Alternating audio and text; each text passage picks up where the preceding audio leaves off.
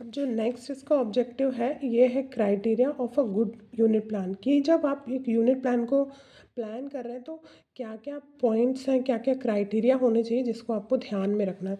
तो सबसे पहला जो क्राइटेरिया वो है the needs capabilities and interest of student should be kept in view.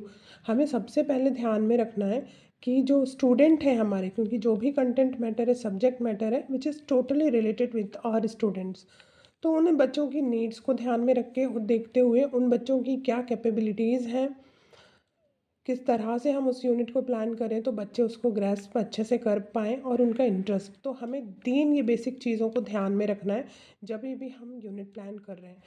Needs, capabilities and interest. दूसरा आता है आपका variety of experience should be planned for better learning.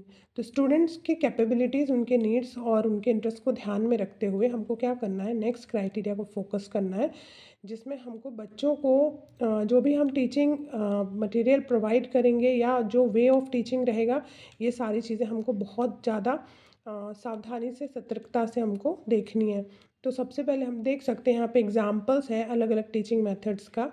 Demonstration से हम कर सकते हैं, फील्ड ट्रिप्स से के थ्रू कर सकते हैं, एक्सपेरिमेंट्स के थ्रू हम कर सकते हैं।